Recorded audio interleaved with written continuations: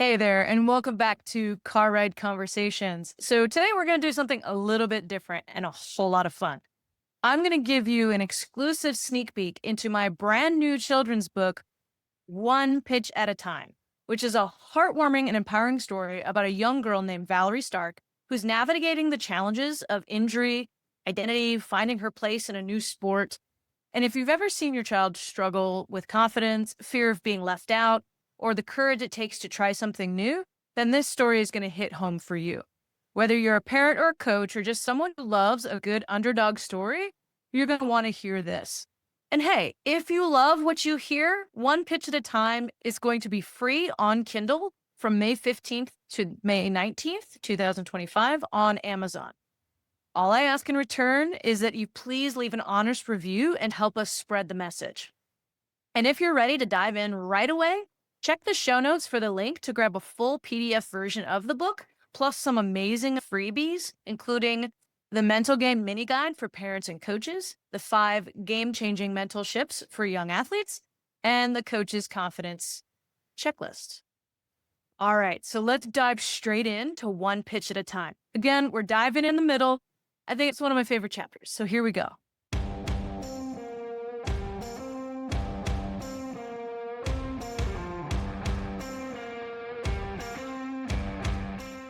Welcome to Confident Common Club Car Ride Conversations. I'm your host, Valerie Alston, here to help parents and young athletes spark meaningful dialogue about mental toughness, resilience, and confidence. Whether you're headed to practice, a game, or just running errands around town, this podcast is your go-to for building stronger relationships and lifelong skills, one car ride at a time. So let's dive right in to One Pitch at a Time, the soccer game. The park was alive with the buzz of Saturday morning sports as Valerie and her family settled into sidelines of the soccer field. Her brother Josh was warming up with his teammates and the clatter of cleats on the pavement mixing with the shouts and laughter of children. Dan had a cooler of snacks and drinks beside him while April chatted with other parents, sharing the casual camaraderie of community sports. Valerie tried to focus on the game, clapping and cheering as Josh skillfully frustrated the other teams forward. But as halftime approached, her attention wandered. She was still feeling upset because she would not get to play baseball this year. It was especially hard when her friends at school would come to class and talk about their games that night before. Even though it had only been 2 weeks since their games had begun, it felt like a lot longer, and she felt left out. Across the park, on the softball fields, a group of girls were at softball practice. Their shouts and the crack of bats started drawing her like a magnet. Curiosity got the best of her, and with a quick, "be right back," to her parents, Val wandered over to the softball fields. The sight that greeted her was unlike anything she'd experienced. The girls, close to her age, were running infield and outfield drills with precision and energy that riveted her. One player caught her eye, a girl at shortstop who exuded confidence and athleticism.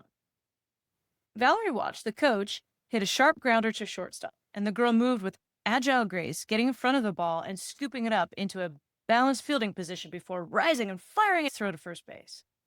Valerie's heart raced. She had never seen girls play with such athleticism and intensity. It differed from watching her dad play in his slow pitch league. This was fast, fierce, fascinating. As she moved closer to the left field sideline for a better view, Valerie couldn't help but be impressed by the intensity of the girls' practice. Each player focused completely on the task at hand, striving for excellence with every throw and every catch. Val had always played baseball with the boys, but she had never seen so many athletic girls in one place, all pushing each other to excel. Just then, the coach ripped a hard grounder toward the third baseman, but it shot past her and rolled all the way to where Valerie stood in the outfield. The shortstop girl chased after it, but stopped when she saw Valerie pick up the ball. She raised her arms and called out, "Hey, throw it back in." Valerie doesn't hesitate. Gripping the softball, she threw it back to the shortstop on a strong, precise line. The shortstop caught it effortlessly and nodded back with a smile. "Nice throw," before rolling it back to the coach. Coach Wade, who'd been hitting the fungos, noticed Valerie's throw and turned to his catcher. "Hey, who's that girl that just threw the ball in?" Carly, the catcher, shrugged. "I don't know. I've never seen her before." "Nice arm on such a small girl," Coach Wade remarked. He called over his assistant, Coach Ray, and said, Hey, do you know who that girl is? Ray squinted out into the outfield. Nope, he replied, and Wade gestured to him to go find out who she was. As Ray jogged down the third baseline toward her, Valerie's heart sank a little. She worried that she might have interrupted the practice. I'm so sorry I came on the field. I didn't mean to interrupt, she said as he approached. No problem, kiddo, he reassured her with a smile. My name's Coach Ray. What's your name? My name's Valerie Stark. Well, nice to meet you, Valerie. Are you here by yourself? No, I'm with my parents watching my brother's soccer game. Well, that's awesome.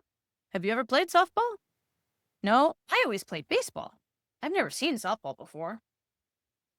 Well, do you want to come sit in the dugout and watch?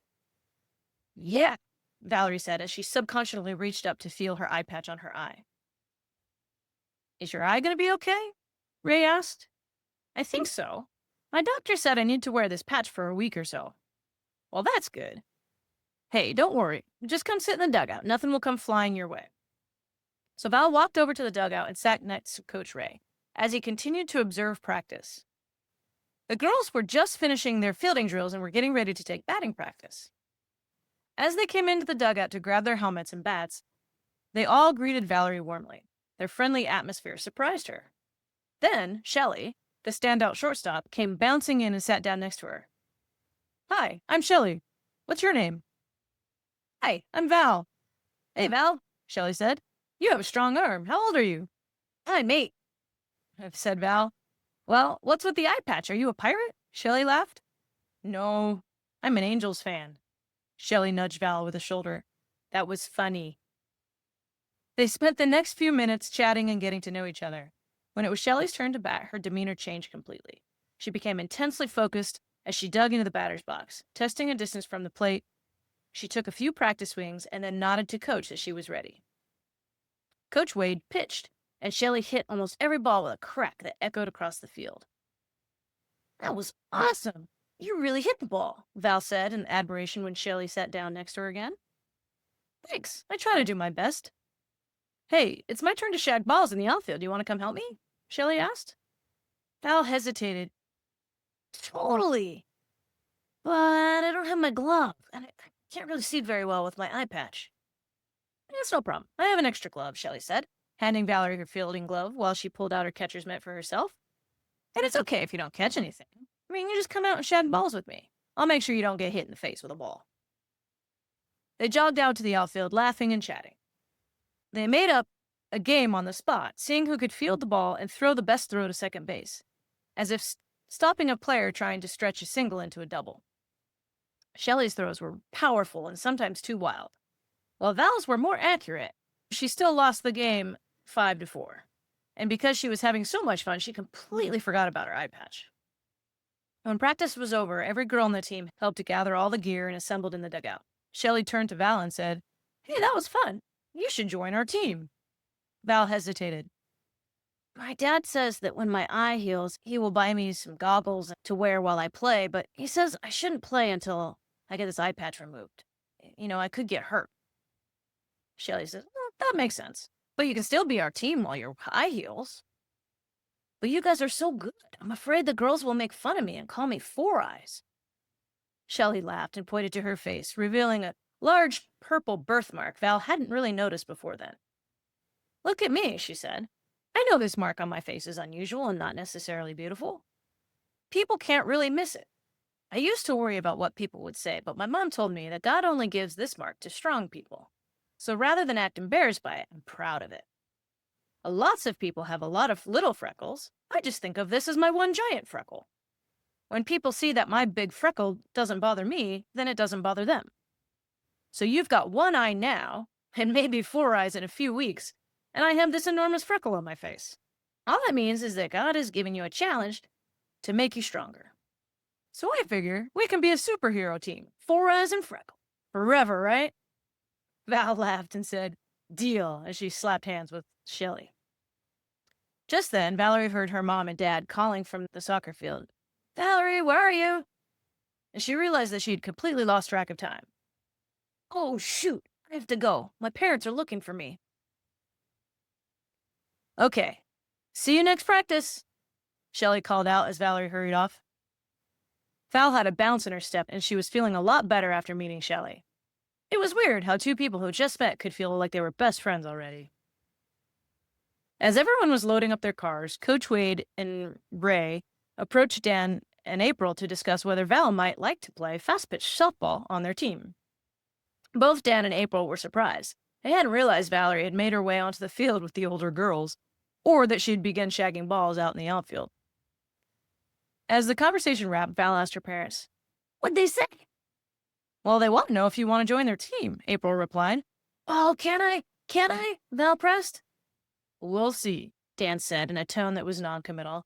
"We need to find out what Dr. Lori says about your eyes first." Val slumped down in her seat, familiar enough with her dad's expression to know "we'll see" normally meant no. Josh, poking her in the arm, said, "You did it again, huh?" "What do you mean?" asking puzzled. "You wiggled your way onto the field without being asked, you dork." Val started to protest with Josh, then said, "I know you are, but what am I?" And they continued to jostle each other as they headed for the car.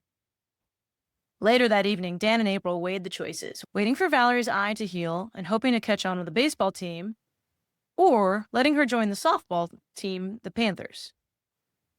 They trusted Valerie's judgment and decided to allow her to choose what she wanted to do. But first, they wanted to ensure her vision healed. They postponed a final decision until after the eye doctor appointment on Wednesday. On Wednesday afternoon, they went to see Dr. Lori to get a progress report. April, Dan, and Valerie eagerly waited for Dr. Lori's analysis. Dr. Lori began, "Well, I've got some good news and I've got some bad news. What do you want to hear first?" Dan, taking a deep breath, "I guess give us the bad first." Dr. Lori gave Valerie a stern look and said, "The bad news is I want you to wear your eye patch for 1 more week. The good news is that your lazy eye has gotten much better, and I believe that after this week, you won't need to wear the eye patch anymore." "Oh, that's awesome," Dan said. Dr. Lori continued by talking directly to Val.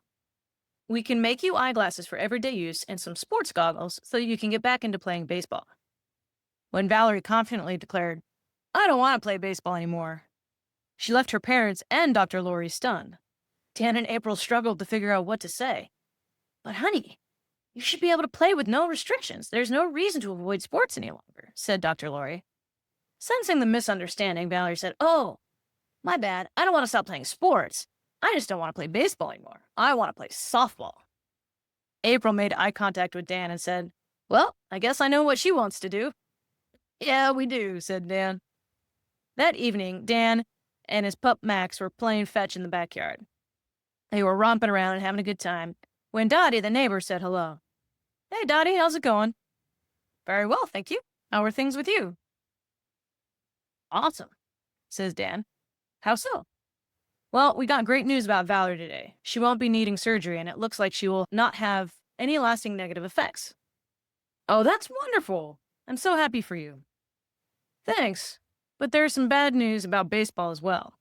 Valerie's decided she doesn't want to play baseball anymore." Dan let that comment linger. Dottie frowned. And then he chuckled, said, "She's going to play softball instead." Dottie shook her finger at Dan and said, "I see what you did there trying to trick me. There was no way Valerie was going to give up on baseball without a good reason. And fast pitch softball is a darn good reason. How's her vision issue doing?" "Dr. Lori says she'll be about 100% ready to go by next week." "Oh, that's really great. That has to be enormous relief for you." "Yeah, it is. April and I were really worried about Val, how she would react if she wasn't allowed to play sports. She loves it so much." "So are you beginning to believe me when I tell you that things have a way of working out?"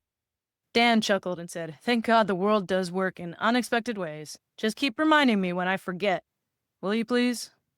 "I promise," says Dottie. All right, y'all. I hope you enjoyed a little snippet of Valerie Stark's story, not just because of her eye injury, but because something deeper and stirring inside of her. A new identity is starting to take shape, and one pitch at a time. So, will her vision fully heal? Will her unlikely bond with Shelley grow into a lasting friendship? And what kind of player and person will Valerie become as she steps into the world of fast pitch softball? If you're curious to follow Valerie's journey, full journey, to laugh, cheer, and maybe even tear up alongside her, you can read the entire book for free on Kindle which is going to be available May 15th through 19th on Amazon. And again, all I ask of you for doing this free promotion is just leave an honest review to help other families discover her story. Or if you don't want to wait, you can grab the full PDF version right now using the link in the show notes. And as a bonus, you'll also get some powerful resources to help young athletes in your life level up mentally and emotionally. One of them is the Mental Game Mini Guide for parents and coaches. Another one is 5 game-changing mental shifts for young athletes, and then a coach's confidence checklist. Now, this is all about creating conversation, right? So this isn't just reading the book to you. I want you to have some conversation about the excerpt that you just heard. As a quick reminder, there's no wrong answers. Take turns talking and listening. Try to minimize your distractions. Remember that you can pause after each individual question and discuss, or you can listen to all the questions and just discuss to your heart's content. So let's dive in to some questions centered around the excerpt that you just heard. So our first question, what helped Valerie be brave enough to throw that ball and join practice, even though she didn't know anyone and had her eye patch on? Okay. There's many answers to this. I'd love to hear what you think. Parents, what do you think? Kids, what do you think? And if you struggle with courage a little bit, what could you do to increase your level of courage and bravery? All right. Question 2. Have you ever worried people might make fun of you, like Valerie? If you have worried in the past, what helped you feel better? Or if this is something that you continue to worry about, what do you think you could do next time to not get so caught up in what people think? All right. The third question. Why do you think Valerie decided to switch from baseball to softball? And what could you learn from her decision?